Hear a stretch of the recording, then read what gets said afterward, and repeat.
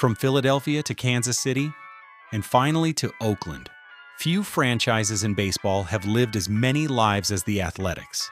They were born in the dead ball era, survived the Great Depression, witnessed the rise of superstars who became American myths, produced one of the greatest dynasties ever assembled, moved across the country twice, and built yet another dynasty on the West Coast. The colors changed, the cities changed, but the heart of the franchise stayed the same: grit, swagger, talent that rewrote baseball itself. This is the story of 20 men whose names shaped more than just box scores. They shaped baseball history. This is the journey through the 20 greatest Oakland Athletics players of all time. Number 20, Eric Chavez. Our story begins in the early 2000s, in an era defined by pitching, defense, and the rise of analytics. And on the hot corner stood a player who made the impossible look easy. Eric Chavez, the quiet superstar, a 6-time Gold Glover with hands soft as silk, and a bat that could crush balls deep into the right field seats at the Coliseum. For years, he was the anchor of the A's infield, one of the most polished third basemen of his generation.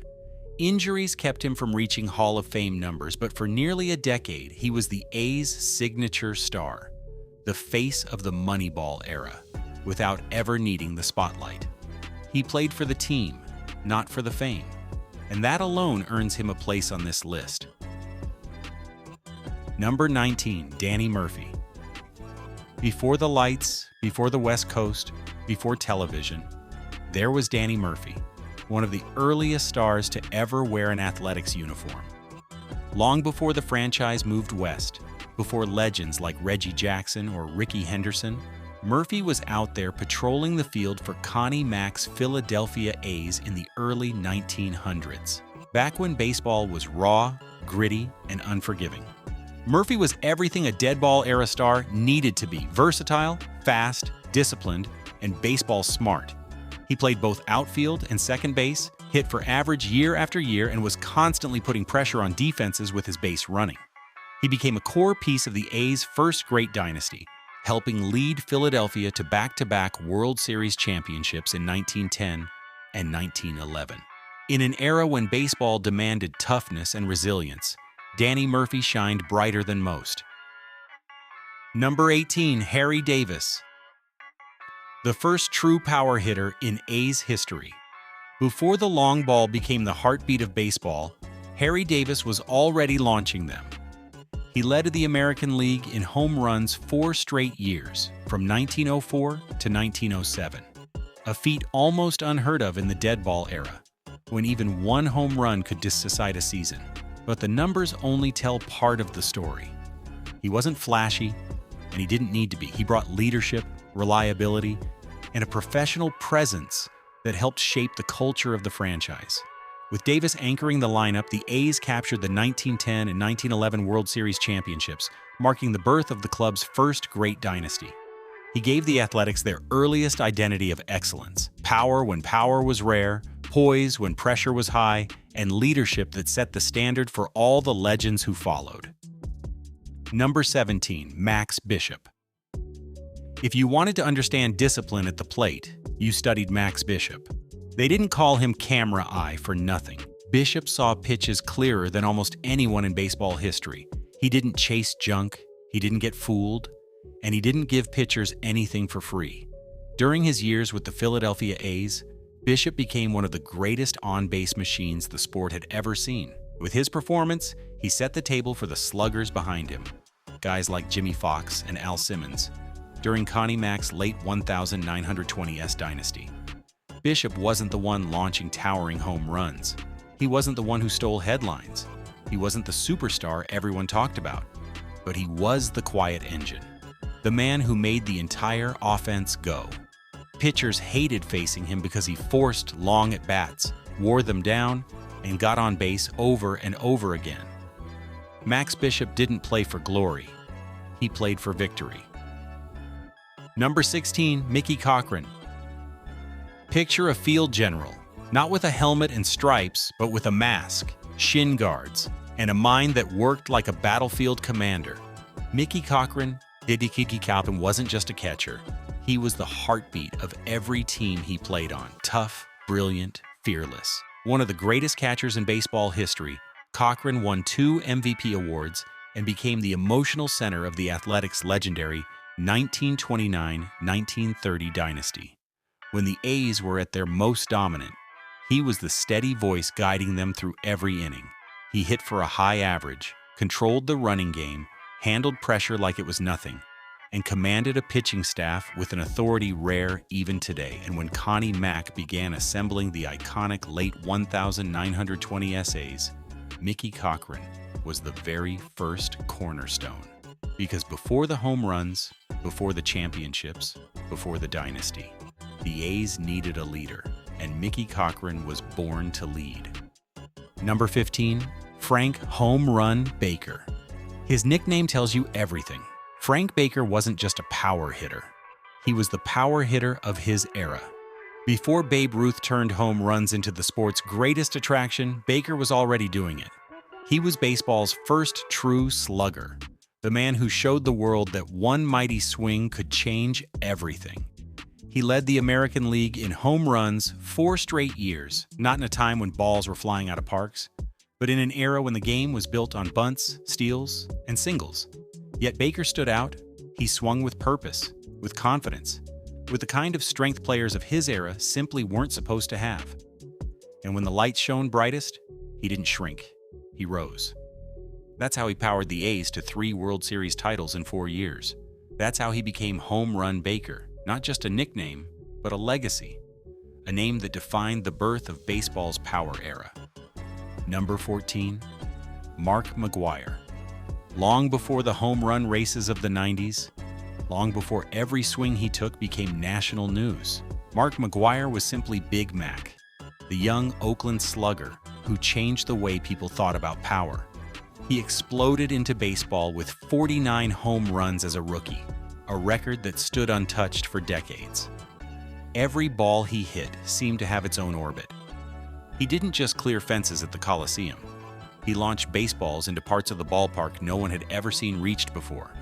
With Big Mac anchoring the lineup, the A's became a powerhouse. 3 straight American League pennants and the 1989 World Series championship. And even in an era full of great sluggers, Mark McGwire stood apart.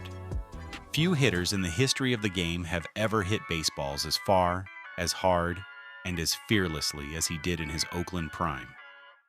He wasn't just a home run hitter, he was a phenomenon. Number 13, Bob Johnson. One of the most underrated stars in MLB history, that's Bob Johnson. He played during the toughest era for recognition, the Great Depression, and World War II. Ballparks were half empty, sports pages were shorter, and teams like the Philadelphia A's didn't get national love.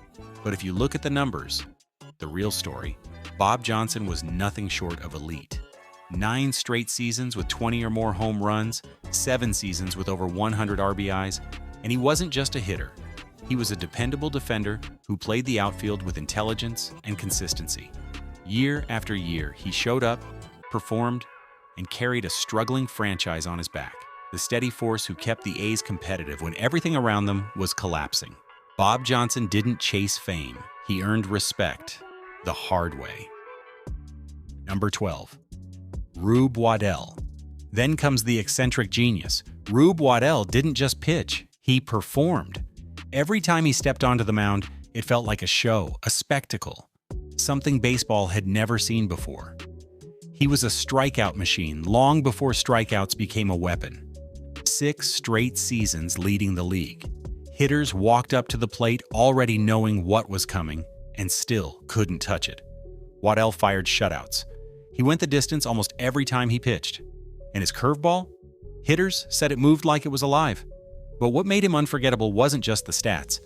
It was the personality. The wild, unpredictable, larger-than-life energy. He chased fire trucks just for fun. He once wrestled an alligator at a circus. He'd disappear for days, then return and strike out 15 like nothing happened. Rube Waddell was one of baseball's first true pitching legends, a man who brought magic to the early Athletics and became one of the brightest stars in franchise history. Number 11, Chief Bender, a master of the big moment. Chief Bender was calm, composed, and brilliant when the pressure rose. A pitcher who never flinched, never panicked, never hurried. Armed with a wicked fastball and his legendary fadeaway pitch, the forerunner of the modern slider, Bender became one of Connie Mack's most trusted weapons. He helped lead the A's to 3 championships, anchoring a dynasty built on pitching excellence. But it was in October where he truly separated himself. 7 complete games in the World Series, 7 times he took the mound, and refused to hand the ball to anyone else. Unshakable, dependable, elite when it mattered most. Whenever the stakes were highest and the season hung in the balance, Connie Mack always turned to the same man, Chief Bender, the postseason assassin, the pitcher who delivered championships. Number 10, Reggie Jackson. This is where the story enters the era of swagger, power, personality, electric showmanship. Reggie Jackson didn't arrive quietly. He exploded onto the Oakland stage.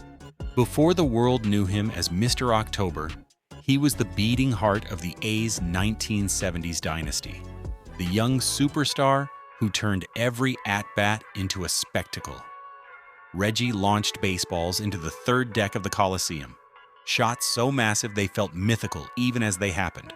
From 1972 to 1974, he didn't just contribute.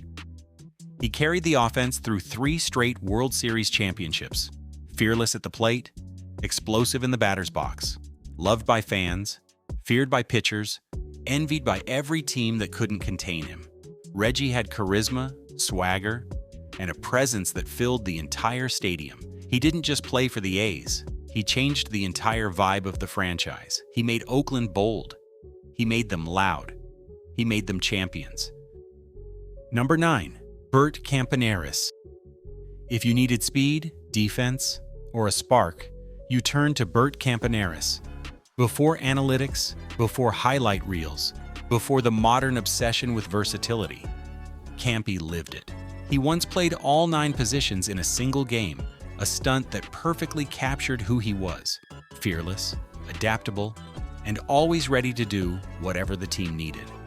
He led the league in stolen bases 6 times, terrorizing pitchers with pure, explosive speed. And at shortstop, he was the anchor. Quick, reliable, and unshakable in the biggest moments. Campaneris wasn't just a piece of the swingin' A's dynasty. He was the catalyst, the spark, the tone setter, the engine that kept the machine running.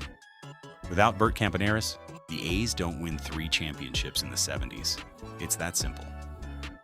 Number 8, Eddie Rommel. The master of the knuckleball before the knuckleball ever became famous. Eddie Rommel wasn't just a pitcher, he was a pioneer. While other pitchers relied on fastballs and curves, Rommel perfected a fluttering, unpredictable knuckleball decades before the pitch became a baseball phenomenon. For 2 decades, he baffled hitters in Philadelphia. He twice led the American League in wins. He logged more than 1,900 innings with a pitch that danced, dipped, and moved in ways hitters couldn't understand. And he did it in an era with rough baseballs, bad lighting, and almost no pitching science. Rommel didn't overpower you. He confused you. He frustrated you. He made some of the best hitters of the 1920s look helpless. Durable, crafty, and completely unique, Eddie Rommel became the A's most reliable arm of the decade. A true original in franchise history. Number 7, Al Simmons. Elegance in cleats. Al Simmons didn't just hit baseballs. He crafted them into art. Every swing looked smooth, controlled, almost effortless, yet the ball exploded off his bat. A career .334 hitter, an RBI machine who drove in runs season after season, a 2-time World Series champion, and the offensive engine of the A's legendary 1929-1930 dynasty. Simmons was the kind of hitter pitchers dreaded seeing in the on-deck circle.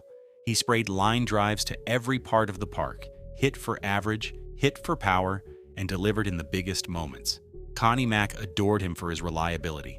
Pitchers respected him because they had no choice. Fans worshipped him because he made hitting look like ballet. One of the greatest hitters of his entire era, and one of the purest right-handed swings baseball has ever seen.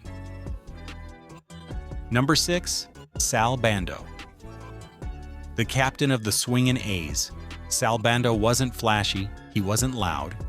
He didn't chase headlines or spotlight, but he was the glue, the heartbeat of one of baseball's greatest dynasties. A powerful third baseman with instincts sharper than most players ever develop, Bando was the emotional anchor of the A's 3 straight World Series titles from 1972 to 1974. When the A's needed a big hit, he delivered. When they needed calm, he provided it. When they needed leadership, all eyes turned to him. He played the hot corner with confidence and precision.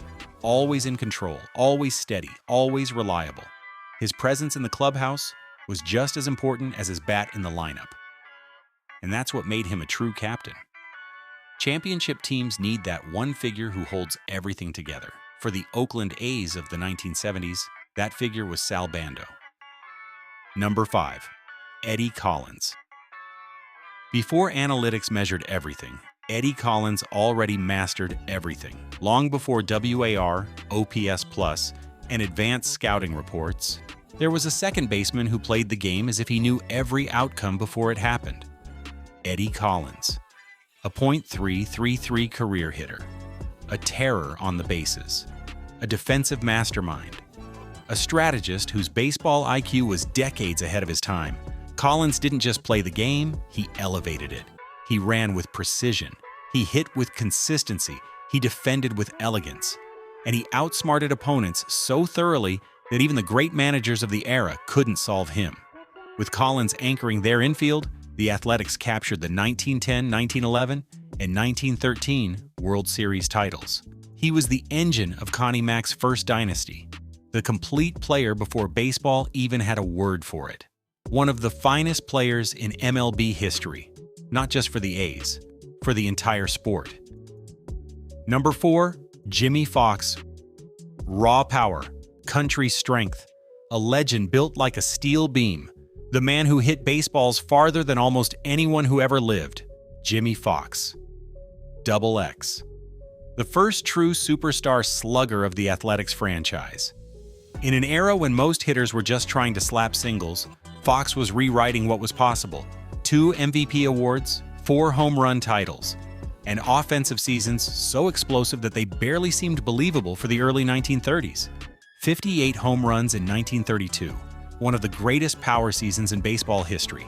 Towering shots that disappeared into the horizon.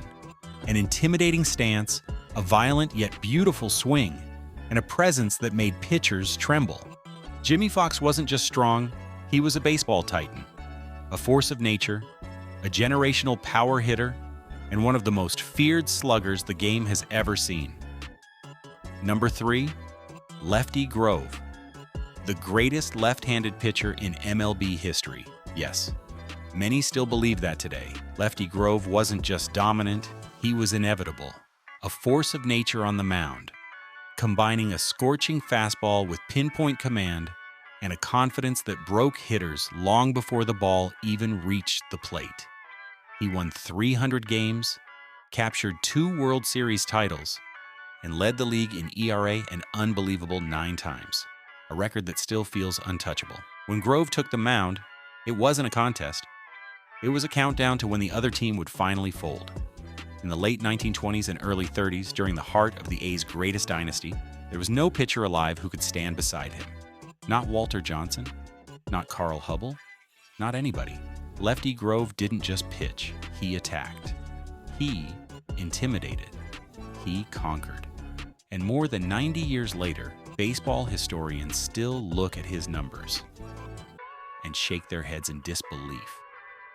Number 2, Rickey Henderson.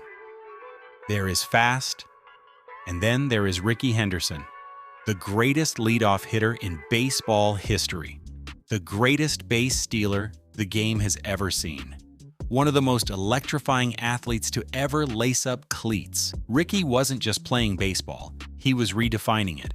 From the moment he stepped onto the field in an A's uniform, chaos followed him. Pitchers shook when he got on base, defenses shifted, strategies crumbled, and every stolen base felt like a masterclass in audacity. MVP, all-time stolen base record, World Series champion, A career that spanned decades, yet never lost its excitement or edge. And the swagger? Unmatched. The grin, the stride, the way he owned every moment. Rickey didn't just play the game, he dominated it on his own terms. There will never be another like him, because in baseball, legends are made. And then there's Rickey Henderson. Number 1, Eddie Plank. At the top stands a man often forgotten by the modern fan, but never forgotten by those who truly understand the history of this game. Eddie Plank, the first great ace in athletics history, and one of the finest left-handed pitchers to ever touch a baseball. He wasn't overpowering. He didn't need to be. Plank was crafty, methodical, and unshakably smart. A pitcher who lived on the corners, who changed speeds with the calm of a surgeon, and who could outthink hitters long before analytics or scouting reports existed. Across his years in Philadelphia, he won 284 games, more than any pitcher the franchise has ever had. He pitched in 4 World Series, helping Connie Mack build the first great dynasty of the 20th century. When the A's needed stability, when they needed someone who wouldn't crack under pressure, Mack always turned to Plank, because he knew exactly what he'd get: control, poise, and a chance to win every single time. Plank wasn't loud, he wasn't flashy, he didn't seek fame, he just won. Over and over and over again. That's why he stands at number 1.